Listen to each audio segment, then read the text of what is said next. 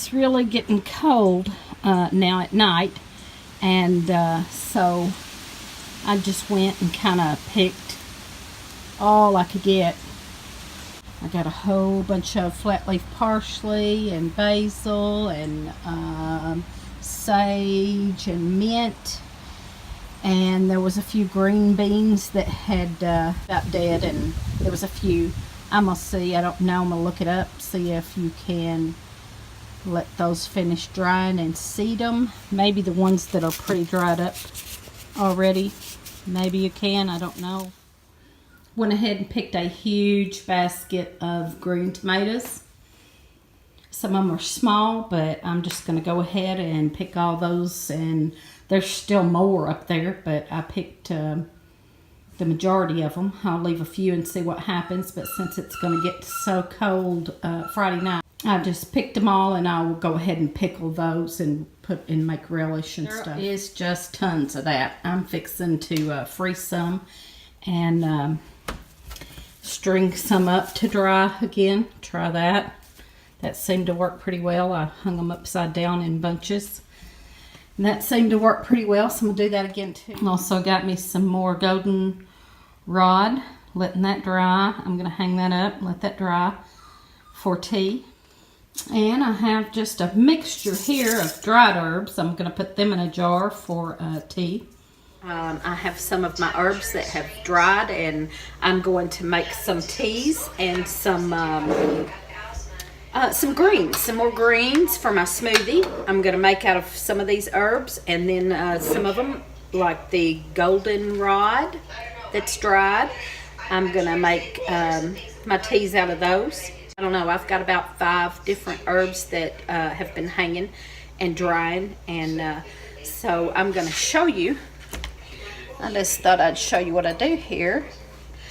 I just take, these are dried goldenrod, and I just take and pull that off the stem. Now you can use the stem also, so if you get down there and you want to use a little bit of the end stem, that's fine.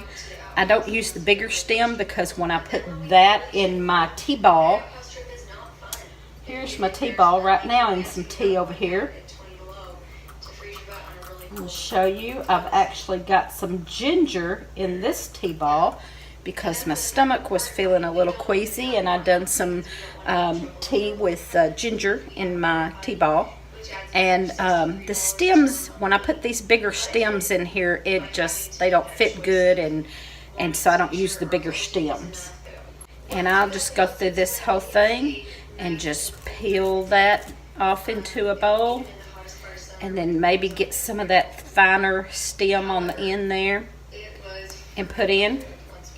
And then these thick stems with the pig or chicken scraps, and just keep on going. Here's some yarrow. I'll show you a little yarrow I've got done over here. Yarrow is good in tea too. Any of your dried herbs you can use in your hot tea. Even one of the homesteaders just done a video on it, and she had put some different things in there, different herbs in there that I had never used before in my teas, and one of those was woolly lamb's ear. I never would have thought of that, but for the health benefits, medicinal benefits, even if it don't have a taste or something, you can still use it in your hot tea for the medicinal benefits. Break them all up in there in little pieces, and that was my yarrow. And let's see, I've also got, I'm not going to use a whole lot of this because I'm going to save my sage for when we process the pig. I've been growing sage for that, and but I'm going to pinch just a little bit of that up in here too. Just a little. I'm not going to use a lot of that because it is a strong flavor. But I just pinched a little sage in there. I love the smell of sage. That and rosemary. I love the smell of rosemary. They are heavy scents that I just love. I've also got some mint. I'll put some mint in here. So mine's gonna have what I say, goldenrod, yarrow, a little bit of sage, and mint. Herbal tea blend for hot tea. And Then I'm going to make my greens for my green smoothie. I like to use nettle. It's one of my favorites, but I don't have any of that right now. So I have a whole lot of flat leaf parsley. I'm going to put that in there. Maybe a little bit of the sage, maybe. I could put a little bit of any of it in there, the goldenrod or the yarrow. I would maybe put a little bit of those in there. I really like the nettle, so I need to get me some more nettle going, stinging nettle.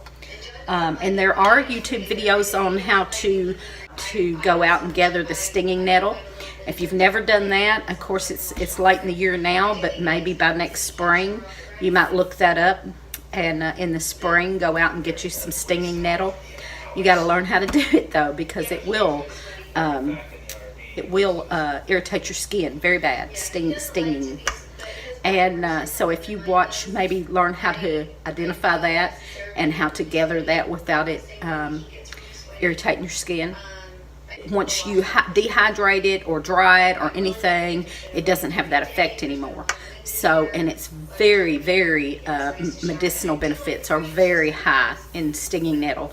So that's one I highly recommend, and I absolutely loved it. I used it in my green smoothies, and I used it in some soup that I made, and the medicinal benefits to add that in is wonderful. Study them and learn them and make sure you're identifying them correctly. And there's all kinds of YouTube videos that can teach you all that. And these nowadays, it's way better than watching TV. So watch some YouTube videos and learn some things. You can probably hear in the background, I have a YouTube video going on my iPad over on my table. And I do that because I'm learning at the same time that I'm working. I'm over here working, and I've been doing dishes and sweeping the floor, and the whole time I've got a YouTube video on. I'll just kind of take you and show you that. And so it's a playhouse. Learning something new every day. So y'all keep watching. We're going to do a couple of new videos here real soon. Finishing up the my storage shed outside. He's finishing that up, and he's using all used materials. So we're going to do a video on that, and we're going to hopefully do a collaboration real soon with some other folks on ways to save money on the homestead. Hey, I have a quick frugal tip for the end of this video. Okay, so like I'm always trying to reuse and recycle and all that, always talking about that. I just found two things that just come to my attention I had, and I thought I'd share those real quick. One is I love jars. I love jars and bottles, and I'm always trying to family and friends to save me their empty jars, glass jars and bottles. And I was just looking through my pantry and came across a bottle that had vitamins in it, and I only had a few left, and I had quit taking them. I started taking some other more natural things, and this was some vitamins that I'd had for a while, and I quit taking them months ago. I need to empty this bottle, and I want you to see, and it's big. It's a big brown glass bottle with the lid, and so that's great. So I cleaned that out and got that label off of there, and this will be wonderful for storing anything herbal in that you don't want sunlight reaching. Great, that's wonderful. If you have any jars like this, please save them for me. So also the other thing was a few nights ago, Lee worked really late, and I wasn't home. I was at taking a class that I'm taking at the school. It's more like a inspirational, get you thinking about small business type thing. And I thought it might help me in what I want to do on the farm. And also, being the newspaper, I figured I would go cover it and maybe write an article about it later. So I was gone, and he worked late, so he knew he was coming home late with, probably nothing already cooked here because I hadn't been home. So he stopped and got these horrible things. And he actually likes some of them. I don't. He gets a certain one that he likes is a turkey one that he really likes. And so occasionally he'll stop and get that. Well, I don't think it's healthy. That's beside the point. He had a couple of these, and I've always thrown them away. But I was about to throw these away. I took a second look at these because of an incident the other night where my grandchildren were here. Some of my grandchildren were here. And one of them, who does not like any of his food touching, and I thought these would be perfect to split up his food and not have his food touching. So I thought, I better keep one of those for him. Well, also, a few nights later, a different grandchild that was here that likes to dip her food in stuff. She always wants something to dip her food in. She likes A1 sauce or ranch or ketchup or whatever it might be. She always wants to dip her food in something.